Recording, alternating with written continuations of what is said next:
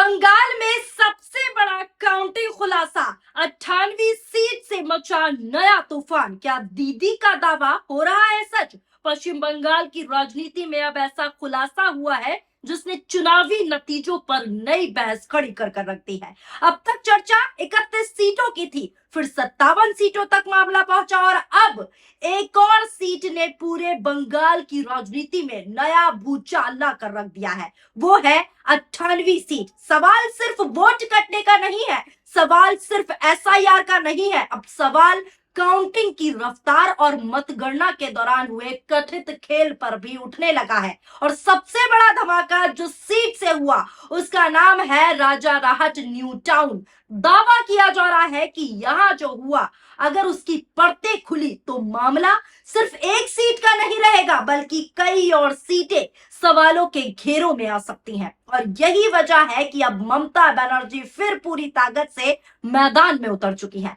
दरअसल ये पूरा मामला एक रिपोर्ट के बाद अचानक सुर्खियों में आ गया, जिसमें दावा किया जा रहा है कि जहां बीजेपी के लिए मुकाबला कठिन था, वहां मतगणना की रफ्तार धीमी रही। स्क्रीन पर आप मैप देख रहे हैं, ये रिपोर्ट सामने आई है। मतगणना के दौरान कुछ सीटों पर गिनती की रफ्तार को लेकर सवाल उठ रहे हैं। दावा किया जा रहा है कि दोपहर तक बीजेपी बड़ी बढ़त में दिखाई दे रही थी, जबकि कुल वोटों का जो छोटा हिस्सा था वो ही गिना गया था। इसी के बाद कई राजनीतिक दलों ने सवाल उठाना शुरू किया। आरोप लगाए गए कि जहां मुकाबला कठिन था वहां मतगणना धीमी हुई और जहां बढ़त बनती थी वहां तेजी दिखाई गई। हालांकि इन दावों की स्वतंत्र पुष्टि और अधिकारी निष्कर्ष अभी जो है सामने नहीं आया है आधिकारिक तौर पर, लेकिन इस दावे ने बंगाल की राजनीति में नई आग जरूर लगाती है। ये मैप, ये एनालिसिस लगातार वायरल हो रहा है। अब यहां कहानी सीधे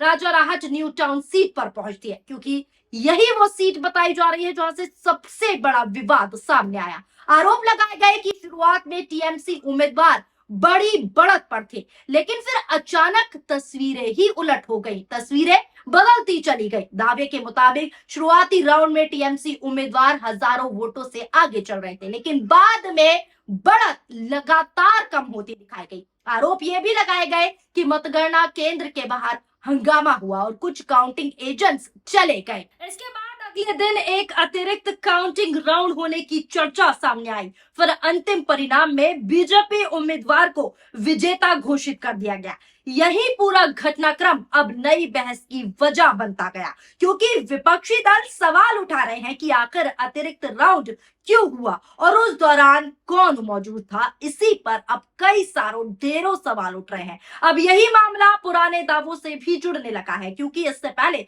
ममता बनर्जी लगातार 31 सीटें और वोट हटाए जाने का मुद्दा उठाती रही है। टीएमसी पहले से दावा कर रही थी कई सीटों पर हटाए गए वोटों की संख्या जीत के अंतर से कई ज्यादा थी। पार्टी नेताओं ने अदालत में ये तक कहा था कि अगर वोट नहीं हटाए जाते तो तस्वीर अलग हो सकती थी, यानी साफ कहना था कि टीएमसी हारी नहीं, उसे हराया गया है। ये खबर भी मैंने आपको दिखाई थी। बंगाल एसआईआर का मुद्दा फिर सुप्रीम कोर्ट में गरमाया। टीएमसी ने कहा 31 सीटों पर जीत का अंतर हटाए गए वोटों की संख्या से कम। एक रिपोर्ट के मुताबिक आपको जानकारी देती हूँ, पश्चिम बंगाल विधानसभा चुनाव में बुरी तरह परास्त हुई तृणमूल कांग्रेस यानी कि टीएमसी ने सुप्रीम कोर्ट को सूचित किया कि राज्य में एसआईआर के दौरान काटे गए मतों की तुलना में विधानसभा सीटों में जीत के अंतर कम है। टीएमसी के वरिष्ठ वकील कल्याण बंदोपाध्याय ने कहा, कोर्ट में कहा कि 31 सीटों पर भारतीय जनता पार्टी की जीत का अंतर एसआईआर प्रोसेस में हटाए गए लोगों की संख्या से कम था। सर्वोच्च अदालत ने इस पहलू पर टीएमसी को नए आवेदन दाखिल करने की मंजूरी दी है।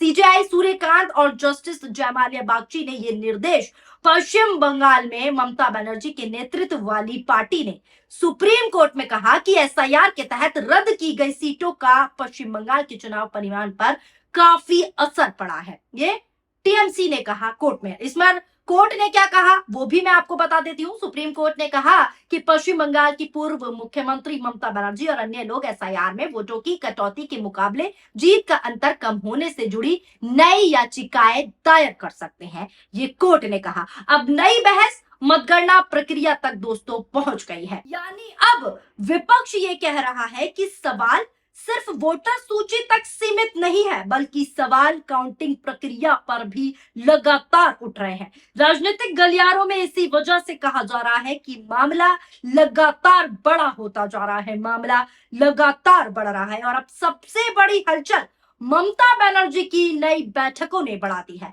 क्योंकि चुनाव के बाद लगातार पार्टी स्तर पर समीक्षा बैठकों का दौर तेज हो चुका है, जिसकी तस्वीरें मैं आपको स्क्रीन पर दिखा रही हूं। चुनाव के बाद पश्चिम बंगाल में टीएमसी की हार और अतिरिक्त बगावत के बीच ममता बनर्जी की बैठकों ने पार्टी की हलचलों को बढ़ा दिया है। पार्टी में हलचलें तेज हो चुकी है। इन बैठकों में उन्होंने स्पष्ट संदेश दिया है कि जो नेता पार्टी छोड़ना चाहते हैं वो स्वतंत्र हैं, जबकि वफादार कार्यकर्ताओं के साथ वे संगठन को फिर से खड़ा करेंगी। कोलकाता के कालीघाट स्थित आवास पर पार्टी उम्मीदवारों के साथ हुई समीक्षा बैठक में ममता बनर्जी ने साफ कहा, साफ संदेश दिया, जो नेता पार्टी का साथ छोड़ना चाहते हैं वो जा सकते हैं। ये पार्टी की तस्वीरें हैं समीक्षा बैठक की, जो स्क्रीन पर चल रही हैं। वो किसी को भी जबरन रोकने में विश्वास नहीं करती, ये ममता बनर्जी का कहना है। बताया जा रहा है कि ममता बनर्जी लगातार उम्मीदवारों और नेताओं से फीडबैक ले रही हैं। हर सीट का डाटा जुटाया जा रहा है, हर एक सीट का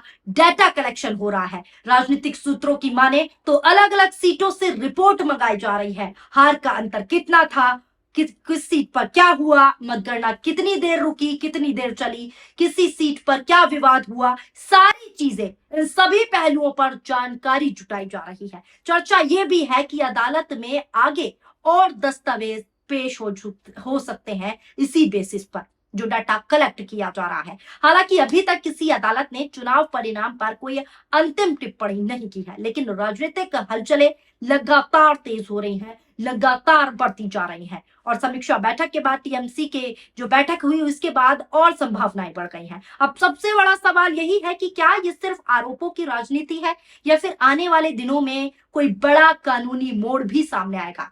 फिलहाल इतना साफ है, इतना तय है कि बंगाल चुनाव खत्म होने के बाद भी बंगाल में राजनीति खत्म नहीं हुई। पहले एसआईआर का मुद्दा उठा, लगातार मैंने आपको खबरें दिखाई, फिर 31 सीटों की बहस आई, वो भी मैंने आपको सिलसिलेवार तरीके से दिखाया। उसके बाद 57 सीटों की चर्चा हुई और अब राजा राहज न्यू टाउन सीट ने नए सवाल पैदा कर दिए हैं। लेकिन सबसे जरूरी बात यह भी है कि इन आरोपों पर जो है अभी अंतिम कानूनी फैसला नहीं आया है। फिर भी बंगाल की राजनीति में जो है अब एक नया नारा तेजी से घूम रहा है, और वो नारा है कि खेला अभी खत्म नहीं हुआ है, बल्कि असली खेल अब शुरू हुआ है।